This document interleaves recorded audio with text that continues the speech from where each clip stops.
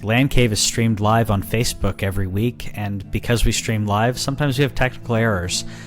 This week's episode is one of those oddities. I apologize for any problems with the audio. Hope you enjoy the show.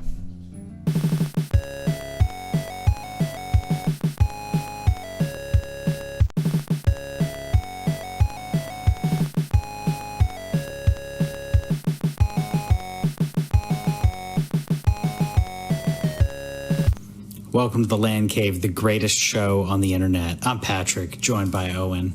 Hello. Yeah, we're living as nerds, hanging out here, doing our thing, talking video games, movies, all kinds of stuff. You know, the norm. We'd basically be doing this if there wasn't a camera on. The conversation would be similar. Yeah, we do it anyway, actually. Literally, even we're about to do a show, and I message him 10 minutes before. I'm like, hey, did you see that Sony paid $229 million for Insomniac? And I realized that I could also just say that to him on the show, but I didn't. I just messaged it to him. And so you just kind of get to see the inner workings of our conversations. Yeah, because why not? And that's a hefty fee for Insomniac. We were just discussing the dynamics of that with companies. Essentially, a lot of companies will try to increase their brand to the point where it's more valuable and then resell it. I don't think Insomniac was doing that on purpose to be sold. Some companies do that and try to inflate their numbers to then make a profit. But I don't think that was the case in the case of Sony and Insomniac. No, and I feel like Insomniac is a good company. They're very well known for having a good workplace culture and stuff. Mm-hmm. They do a good job of taking care of their employees. That's documented.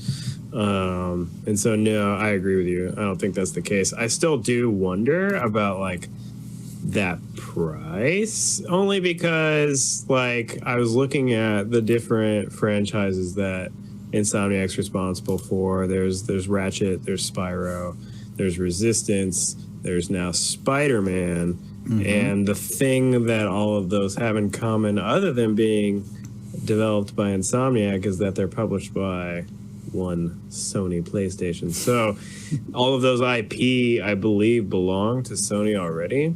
And so it's kind of a thing of is it just one of those things where it's hey, we've given you tons of money already over the years anyway. We're just going to bring you into the fold, and we're going to pay you handsomely for I don't know if loyalty is the right word, but I was trying to figure out where that valuation can really come from, whenever the only thing that I can think of recently, other than VR titles, which they have developed some VR titles, is Sunset Overdrive. And they can't even put Sunset on PlayStation 4 because Microsoft published that. And so unless Microsoft was going to be yeah, sure, we don't care, which is possible these days. I'll talk about it in a second, but they do put their games on other platforms now. I don't know. It was a weird number. Yeah, it's a high number. It's a high number. It's a weird number. I feel as a purchase, it almost feels like not a merger of equality, sure.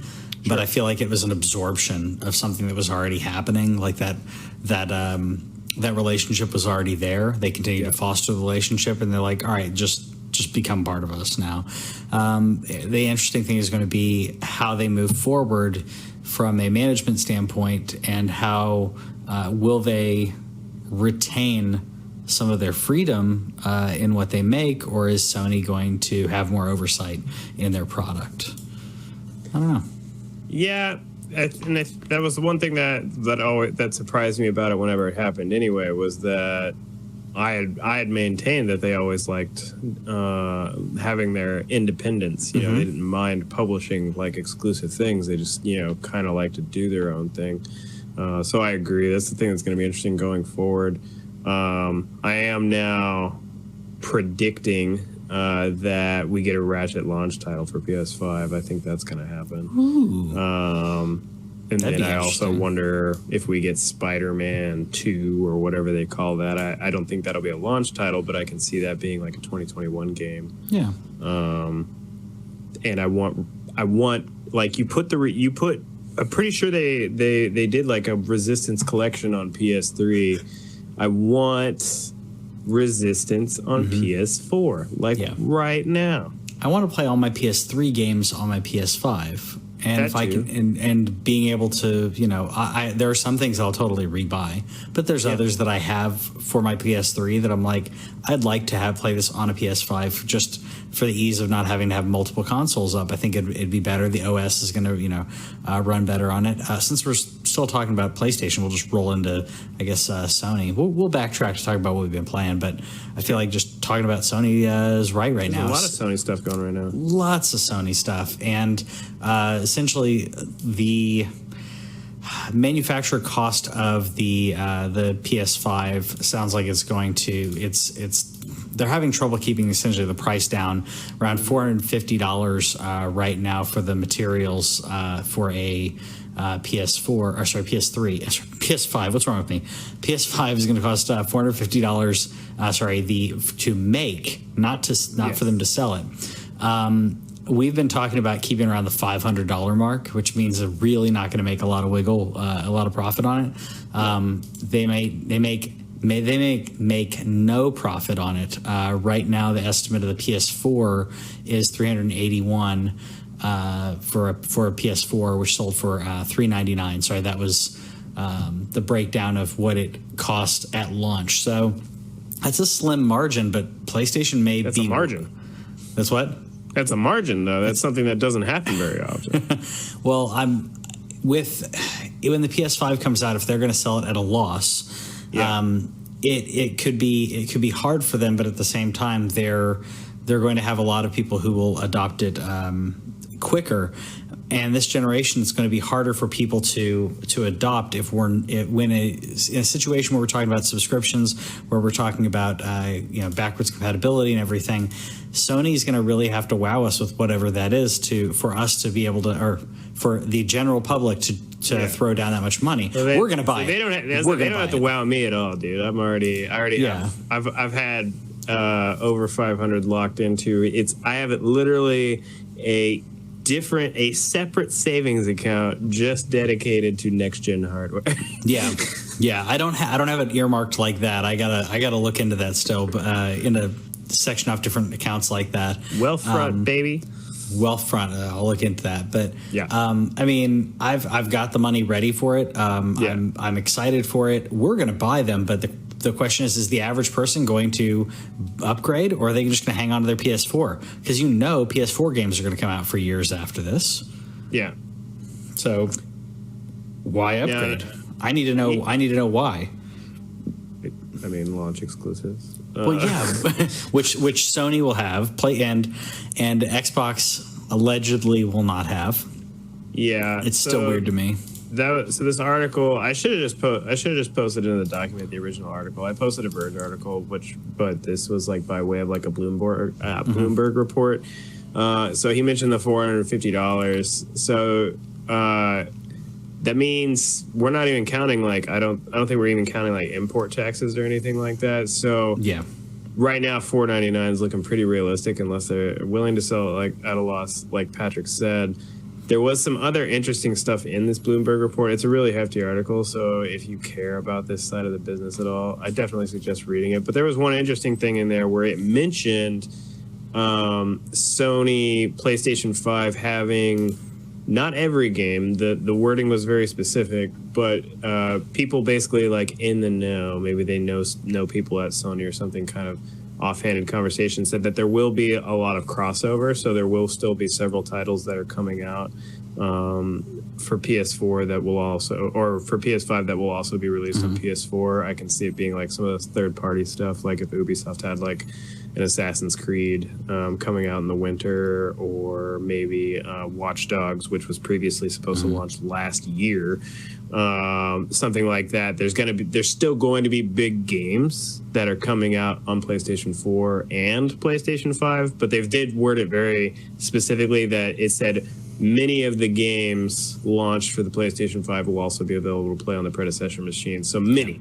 So that doesn't imply all that. I know for a fact, Sony specifically said it after Phil Spencer said that they were not going to do any exclusives. There is going to be something. I say there's a Ratchet. If they should do a Horizon, like that should also have it. Maybe it's not a launch game, but it has to be pretty close. Like it's been. I just finished Horizon the other day, but that game came out in 2017. So yeah, that we're talking over 3 years since that game, and I think that would be primed and ready. Yeah. Well, there's a lot of good stuff in this article. Also over 3 years on a brand, on an IP, and a character that they specifically said they wanted to be one of the future faces, if not mascot, of PlayStation. So yeah, they're probably working on the next one. We know they're working on the next one. Yeah. Yeah, and so. Originally, I said $450 for the cost of this machine. I think I've changed that opinion. I think $500 is probably what it comes in at. If they manage to keep it, if they're just like, all right, we're going to sell it at a loss based on the fact that we know that you guys are going to buy PlayStation Plus and software, yeah, that'll be awesome. Apparently, the problem is RAM, is what Bloomberg said, is that they're having a problem. Not like I think it's competing with other brands for this RAM that they're using. I think it mentions Samsung specifically is using the same type of RAM for something, and so I guess who's ever making it is a thing. But reportedly, they're going to start manufacturing here in the spring. Yeah, hopefully that virus doesn't stop anything. I'm hoping so. As we've seen. Some Switch and other manufacturers talking about having issues, some games being delayed. It's rough. There's a lot of fear involved in it, which you and I talked about this, like the flu kills more people. This does stay active longer. I think it was like 9 days, like on a surface. So if someone sneezed and then you touched the surface like 2 days later, you could get it. So it's crazy. But I don't know. Hopefully we can contain it and it doesn't spread too crazy. I hope not. Don't take a cruise right now is all I've been saying. That seems like that's a little rough going right now. A few people were telling me that they're going to take cruises soon, and like they're to different parts of the world, but I'm still like, nope, no thanks. Well, I don't feel like getting stuck on a ship. Also, even if you're not in that part of the world, people go to cruises from all around the world. I mean, the people who are on the ship. So my boss just came in from Europe. What was it, on Sunday? And I asked him, like, so did they like screen you and stuff? And he's like, yeah, they just asked if I'd been to China, and since I said no, they let me by. I'm like, that's crazy. Yeah, honor system. Doesn't seem like it's I mean, it's in your passport. I think they're still just like asking the question, but as a result of concerns and what some people are speculating is also just that they're not. There's some. I feel like Sony's making some bad PR moves right now, but at the same time, Sony has now pulled out of 2 different upcoming events. Last week, like right after our podcast last week, they said that they were not going to go to PAX East because of coronavirus concern. They were scheduled to show the first like floor playable thing of The Last of Us 2. So that is a bummer that we're not going to get to hear about that. Obviously, me and Patrick were going to go, but there was going to be impressions. There was going to be getting to hear about the game. That's now not going to happen. And then just today, along with Facebook Gaming and Oculus, which is owned by Facebook, they have now pulled out of GDC, which is the Game Developers Conference, as well. Yep. So that's now 2 events that Sony specifically is pulling out of. As far as I know, Microsoft's still going to be there, but they are an American-based company. So yeah.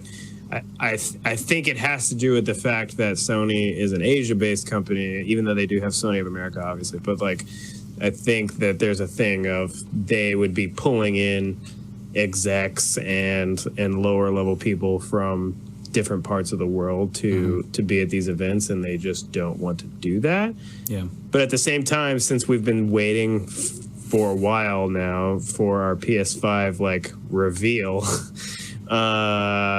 there's also a thing of like, are you guys just using this as an excuse, or is it legit? I have to err on the side of it being legit because of this. This is such a serious thing. Like, this is nothing that I don't think that you would want to use this as a cover.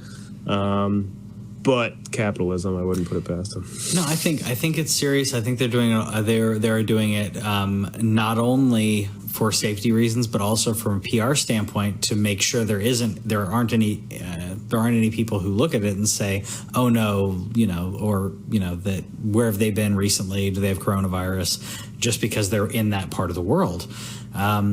I still wish that they would have some type of floor presence to have the game. Pulling out completely sucks. I get not presenting, not having your execs there, but from a software standpoint, I would think that we'd have hardware here that they could handle it, and then just kind of have that playable still on the floor. It's crazy, but this is a different time, and I think Sony knows they can afford to not be there. I just think the reveal needs to happen quick, which it sounds like is going to happen, but I think that it needs to happen by the end of this month. This is getting crazy. Yeah, so that leads me into my final Sony thing, I believe, that I posted, where this is more just me and Patrick doing rumor mills, but on Push Square, they basically, if you guys don't know, and I'm sure you guys do, most of the people that listen to us are adults, but like everybody's having their earnings calls these past month or two, and Sony had theirs as well. And so they fish for information in there, and the CFO of Sony said that when the time is right, we'll disclose the new product. And they said it's very difficult to really discuss this timing wise, but as of today, we will provide the guidance at a time period which is comparable to the past. So for those of you who don't know, in the past, when they revealed the PS4, they revealed PS4 in February of 2013. Is that right? I think 2013. So. Yeah, I think it's 2013. And so they revealed it in 2013, and then they put it on the E3 stage later in the summer. We already know that they're not going to be at E3, but maybe all they had to do is like do a thing on Twitch or online or whatever to reveal a price. But maybe they do it all at once. Who knows? It could be part of this production concern where they're like waiting to see. Maybe they want to do the price and everything all at once and make it one big reveal. But if they're saying comparable to the past, I mean, it's February 20th as of the recording of this podcast. It is a leap year, so there's 9 days left of the month. But that means, where is it at though? Where are they at though? Yeah.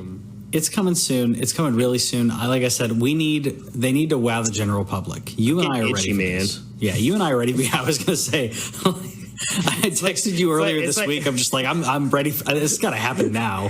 Yeah, it's like that Dave Chappelle. Like, you got any more of those? PlayStation reveals? Like, got any more of them trailers?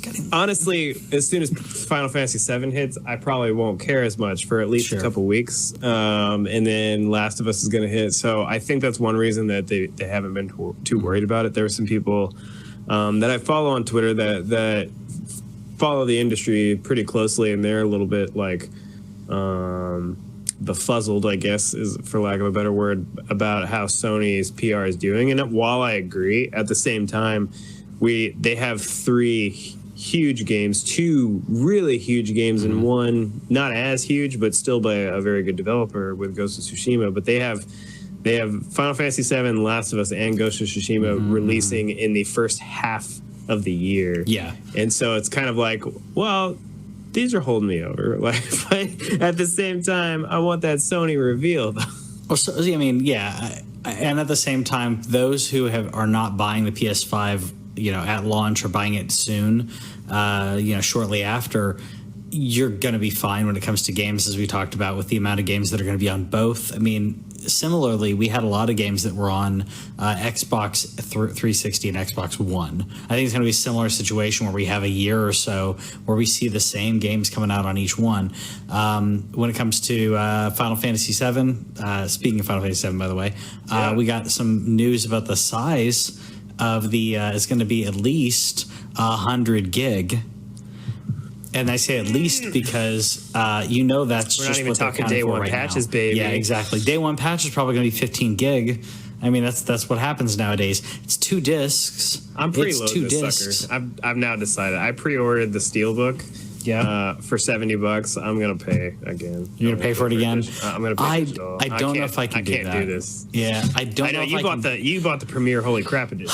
I did, and I never do that. But I looked at the statue and everything else and thought it's a gorgeous statue, and I just had to have it. There's not a lot of things that I splurge for, and I'm like, that's all right. Final Fantasy VII has been one of my top games of all time, in my definitely top 3.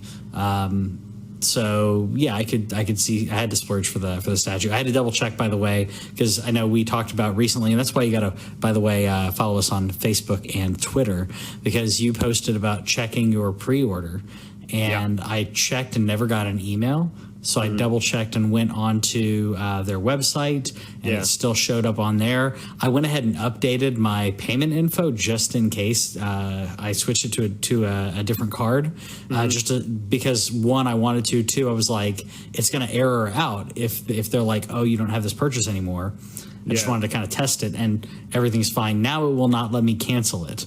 So I think we're good. I think they were starting to charge this month for it. So hopefully you are.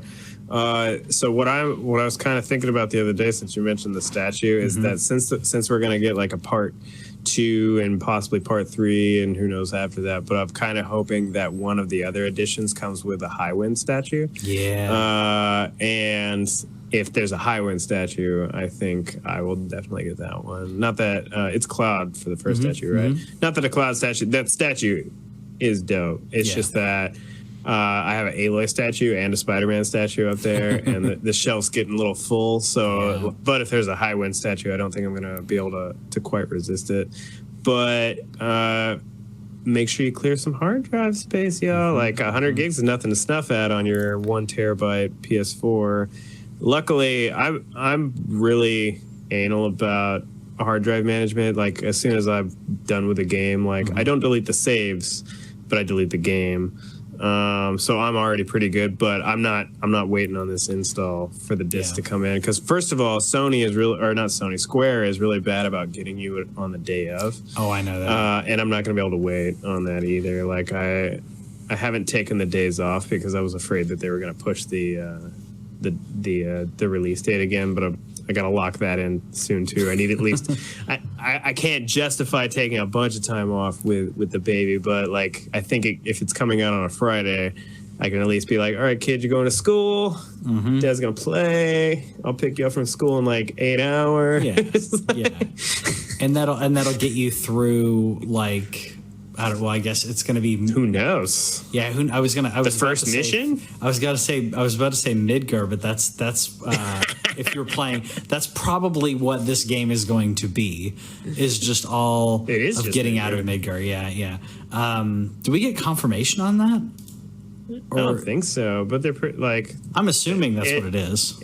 Well, I have a very strong feeling that it's just Midgar. I think that they've put a lot of stuff in there to like. I think we're going to get a lot of Ares stuff. I think that we're also going to get a lot of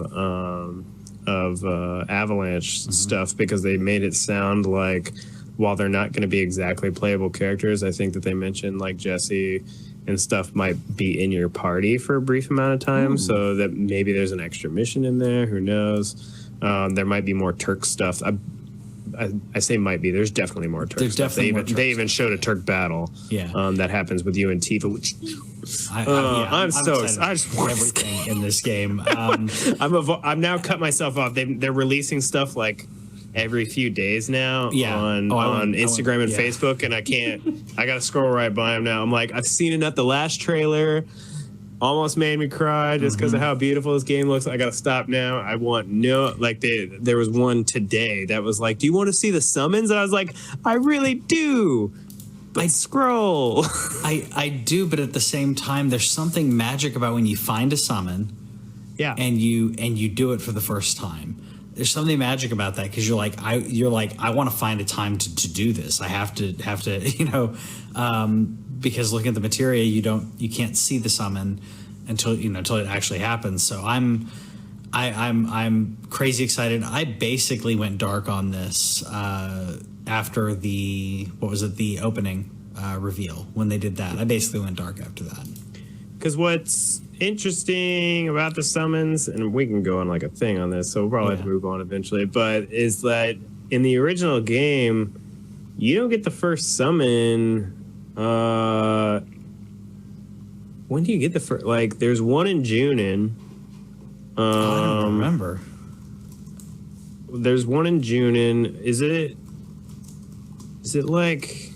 It's Ifrit, isn't it?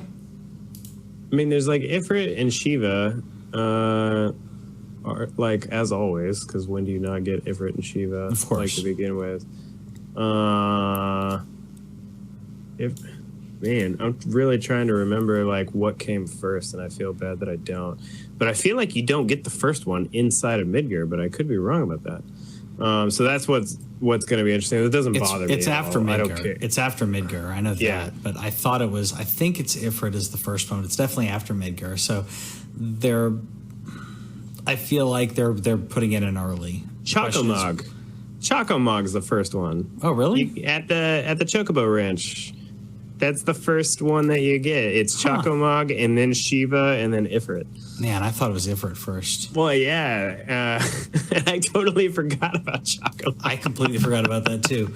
That'd be funny if they put that in early. What do you... I think that's a pre-order bonus. I'd have to look. I can't remember. I'm still curious if they do a collector's edition for the second and third, whatever. Yeah. Do you think they'll do one that's like a golden chocobo or something? I don't know if people will buy that as much as, They absolutely will buy that. Yeah, there's like I said, if there's a high wind, I want that. Tifa would be hard to pass up, but they absolutely. Whichever game has the chocobo racing in it, I can see that one being the golden chocobo one. We had to move on. Well, real quick, I'm so excited. I know. Well, real quick to completely pivot, it's not even on here, but I watched Sonic this weekend. Oh yeah, cool. Or this week, I should say, and it was fun. It wasn't amazing. It was a fun movie though. Jim Carrey's the best part of this movie. Shocker. Yeah, I know. What's his face from John Ralphio from Parks and Rec? I always forget his name. I don't know his real name. He's playing Sonic. He's John Ralphio. He's really great. I joked with Whitney saying like they need to cast Jenny Slate as Tails just so we can get John Ralphio and his sister back together. That'd be hilarious. Yeah. But it definitely was better than it would have been with the old art. Here's the old art. If you forgot how that looks, the old art never bothered me. I think that it would have been. I think that it would have been funny. But the body to head ratio and the hands, the teeth are weird too. Yeah. But it doesn't, to me, comparing this here to the same thing in this trailer. Where is it? Yeah, it's around here. Like that just looks more like real Sonic to me. But sure. Yeah. But I would suggest it. Bring the kids. The kids really enjoyed it. Jim Carrey's jokes, most of his jokes as Dr. Robotnik, are like something the parents would like more than the kids. But it's funny stuff. Does he get fat? Does who get fat? Does Dr. Robotnik get fat in the movie? Do you want me to spoil stuff here? No, I guess not. So yeah, I saw a bunch of people that were like, yeah, it's fun, and like one person where it was like, it's not a good movie. I saw more flossing than I need to see in any movie, and but he went on this like paragraph long tangent, and I was like, that sounds like a kids movie. Yep. Which this is. This is a kids movie, yeah. So adults don't take it too seriously. Yeah. The Sonic flosses, and even when he's doing that, like it's like, yep, that's pretty bad. Yeah. I can't floss like that. He doesn't even floss well. That's the funny thing to me. Like it's kind of slow, but it worked. I don't floss well either, so it's okay. Yeah, you're not good at it. Go for it. You can floss. It's just, I think. There's the Pixar level of like expectation, and then right below that there's like the Disney level of expectation. This is below. And then after that, you need to realize that kids' movies, for the most part, are not good. Yeah. Yeah. They're kids' movies. They're supposed to appeal, I'm not going to say kids are the lowest common denominator or anything, but like they're supposed to appeal to a time where you just like the flashy and the funny jokes and there's a fart here and there and, so on. And that's about it. Speaking of things that appeal to kids and other people, what do you think about this Nintendo Switch? I like it a lot. I think it looks like ice cream. I think it looks so good. I really wish that I could justify buying a Switch Lite just for the pink color. I have a thing about pink in my older years. I like wearing pink now. I don't like purple very much, but I like love pink. Purple. I was going to say, I wear pink and purple, and pink's awesome. I have this really nice pink button-up summer shirt. Can't wait to bust that out. No, I saw this Switch, which, by the way, at first they said it was coming to Japan, but it's coming to Japan first in March, and then it's going to come to the U.S. in April. So if you were waiting on a Switch Lite and you want a pink Switch Lite, it's coming out in April. It looks adorable. I may need to get one for the wife. I've been waiting to get one for her. Yeah. And I think she'd like it. Sorry.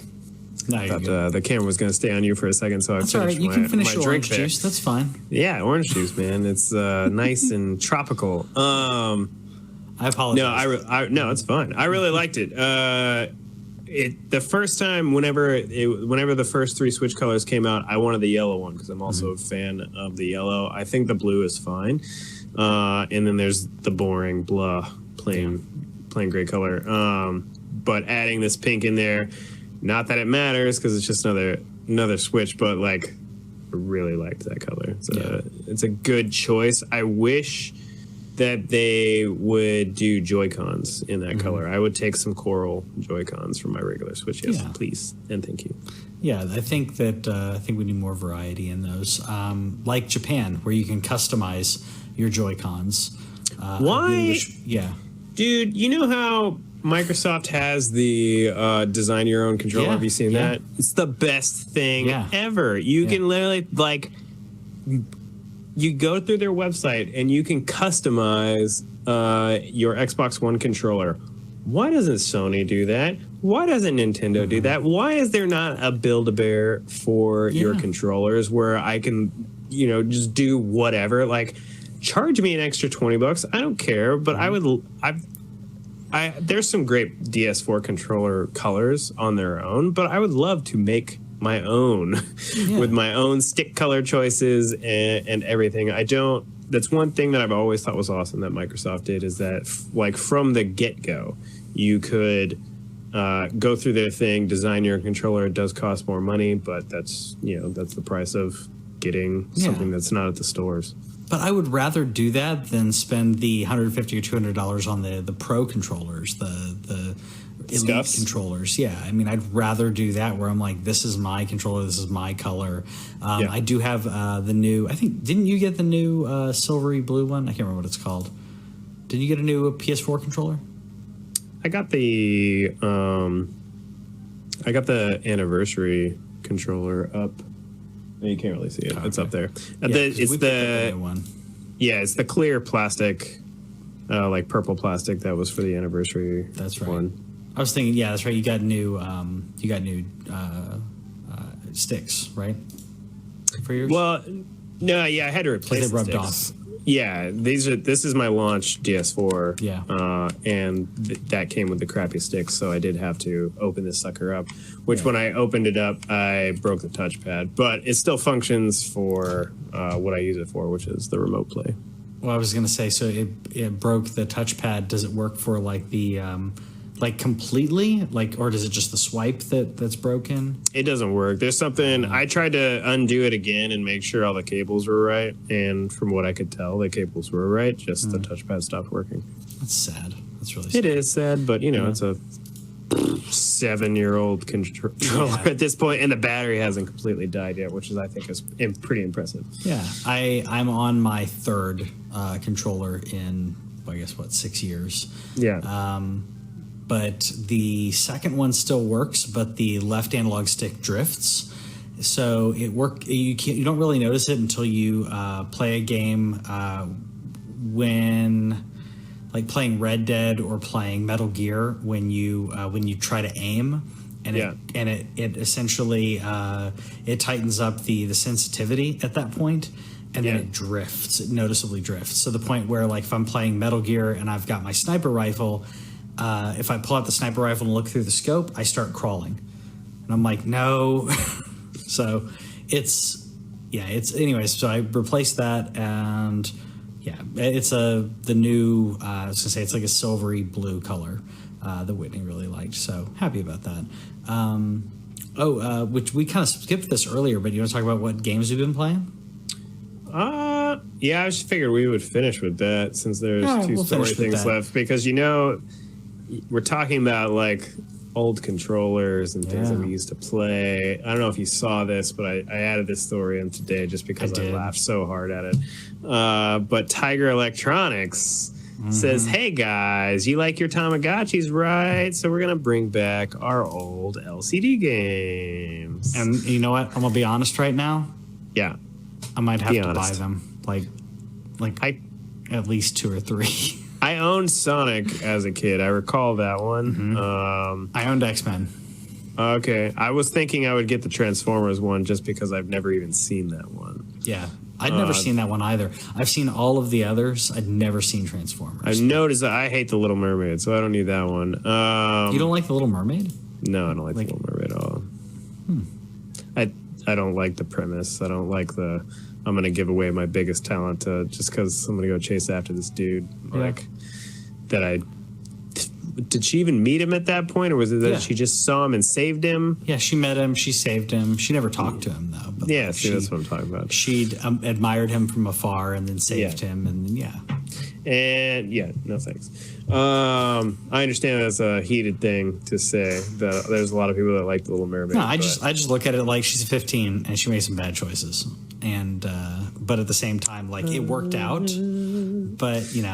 But Belle's a better role model, obviously. Sure. And Meredith. Jasmine a little bit too. Nala. But so probably Transformer. I just think this is interesting. So it was funny that this is coming on the heels. So I don't know if you've seen it. Tamagotchis are around. The old Digimon, which is what I had. I did not have a Tamagotchi, but I did have a Digimon. Wow. Those just made a new run. You can get those on Amazon right now. My niece, every year I'm one of those uncles that buys their way into their nieces and nephews' hearts, and I always ask them to their face, or whatever I can, like, what do you want specifically? Like, you tell me what you want from me, and that's what you're gonna get. Yeah. And she's like, I want a Tamagotchi. I was like, what? What year is it? But what'd she get? She got a Tamagotchi. I just thought in this age that kids wouldn't want that, but I guess now that Tamagotchis are retro, I feel old. My nephew has a Blockbuster T-shirt, and I'm like, that's awesome. And then I realized I don't think he's ever been to a Blockbuster. No, have you asked him if he knows what it is? He knows what it is. He knows what it is, but like, I don't think he's ever been to one. I mean, there are still rental stores around. There's a Family Video down the street from my house. That's exactly what I was going to say. Family Video, rocking it out. But like, I don't think he'd ever, if he'd been to a Blockbuster, I don't think he remembered it, because the last one that I can think of, shut down in Texas, 7-8 years ago? The last one that I recall was actually not even Blockbusters. It was when Blockbuster was trying to compete with Redbox, and there was like Blockbuster boxes that you could do. And I worked at a QT in Texas, and we had a Blockbuster thing inside, and that's the last I recall from Blockbuster. I remember driving up to the old Starbucks that I used to work at, and there was a Blockbuster that would have been next to it, and I hadn't been there for maybe 3 or 4 months. I hadn't driven by. And I went by to get some Starbucks, and I knew the Blockbusters were closing. I assumed it was closed. But when I saw that it had become a dental office, like, I kind of was crushed inside that my Blockbuster. That was a Blockbuster. Like I worked at Starbucks. I'd go over there on my breaks, and I had the Blockbuster pass, like that you got to exchange movies. Like you could have 3 movies out at a time, but you could also go into the store and exchange them for movies there. And I did that all the time. So I was pretty sad. That is sad. Yeah. I remember my parents hated Blockbuster though, because it seemed like every time I would get something, because they would go there for me, pretty much, is because that was how I played games as a kid. It was like we didn't have, did not have a lot of money, and so I didn't get a lot of new games like a lot of kids our age didn't. And the way that I played new games was getting them from Blockbuster, and it would be a thing of, if you kept it, it's got to be in there by 9 a.m. and if it was 9:02, they're charging you. Yep. And so they weren't a fan of that, because my mom was not known for her punctuality, and so we would be that one that was like, oh, it's 9:01 and let's hope they don't charge us. And but they always did. Yeah. No, I remember when I rented a Nintendo 64 from Blockbuster, because the whole console. Yeah. So they let you rent them, and I think it was like $40 or $35 or something. Like it came it came with a game, and I think it was like $35 or something like that. And at the same time, now looking back at it, I'm like, that's a good chunk of change. But yeah, I convinced my parents to let me rent it, and it's crazy. Yeah, it was fun. It was fun, and I rented GoldenEye because why not? Of course. That's a great rent. Yeah, and I was in middle school. I'm dating myself here, but I was in middle school, so I had my friends over all freaking weekend playing GoldenEye. It was great. Yeah. I'm trying to remember something that I prominently remember getting. Man, I remember there was this Super Nintendo game, and I want to say it was like Galaxian or something, but I'll never forget, because it was always on the edge of the rack, and the cover of the box was this old guy with a banjo. That was the cover for this game, and it was a space shooter. It was, like a Galaga type thing. I want to say it was like Galaxian, but I'd have to... It was for SNES? Yeah. There was an old dude with a banjo, and I remember that one's burned in my memory, and I remember getting it and being completely disappointed. It's called Phalanx. I just Googled There we go. I was like, holy crap, I just Googled SNES banjo. Yeah, so, go check that out. Blockbuster was freaking awesome, though. I missed that. Anyways, we'll stop reminiscing about that for a bit. Let's go back to our last bit of news, which I thought was odd, and the more that I look at it, the more that I think it may work. Sure. Which is Eli Roth is going to make a Borderlands movie. Yeah. If somebody could do it, I think he is the dude to do it. Yeah.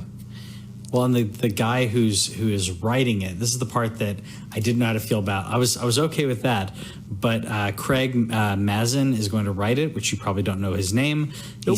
They said, he won an Emmy for Chernobyl, but his writing credits were from Scary Movie 3 and 4, and also Hangover 2. It just seems off about it. Obviously, there's a comedic gimmick that that Mad Max doesn't have, but it just makes me think how do you do a Borderlands movie, and other than adding the comedic element, how do you have it not turn out looking like Mad Max? Oh yeah, it's gonna look like Mad Max. I don't really have a doubt in that. It's more of how do you do it with it keeping, with it differentiating itself enough for the general public to understand what this is. People who don't know what Borderlands is, and it's going to have to be zany enough to do that. And with the recent Mad Max is obviously what we're talking about. It may be a little hard to do that because that movie's already crazy over the top. So I don't know. Yeah, the other thing is, I don't know. The biggest thing will be who's going to play Handsome Jack. That's a big deal. Who's going to play Lilith? That's a big deal. I don't know. Again, since it's Eli Roth doing it, I at least believe they got somebody credible to put behind it. Oh, sure. Did you ever see his Three Witches? No. No, it's Dark Souls animated. Oh, cool. Which is what you're seeing here. I mean, he's all into horror and everything, so it made sense. Which my only question is going to be, being someone who loves gore in movies, Eli Roth, I don't know how gory this Borderlands is going to be. I mean, Borderlands is pretty brutal in the game, so I'm sure that's another reason why he's interested, because you can do a lot with crazy weapons and head explosions and all kinds of bloody things, and like the things that like the psychos say, and there's a lot of room in there for his type of creativity. Yeah, I think it's a good fit. I think it'll work. Yeah. Anyways, I don't think it'll work, but if it can work, I've yet, this just continues the thing you already talked about, Sonic and stuff, like video game movies. Like half the time, it's kind of, what's the point? We've seen Uncharted, the Uncharted movie burn through how many directors now? That still have. Apparently, Tom Holland's still on board. He wants to kind of base it around Uncharted 4, which he said is one of his favorite games. Yeah. That's a thing, but at the same time, it still hasn't even like started production. Yeah. And so, video game movies, man. Yeah, man. When it starts production, he'll be the regular. It won't be. He'll no longer be young Nathan Drake. He'll be of age. He'll be in his 30s, and then he'll just play regular Nathan Drake. I still wish Nathan Fillion was attached to it, but that's just me. That would be fun. Yeah. But we have his short film on YouTube, which was pretty good. Yes, we do. Happy about that. Anyways, let us know in the comments what you think about Eli Roth taking over Borderlands. Will you see that movie? Do you think it's better than Uwe Boll, at least? And we'll see you later. Bye.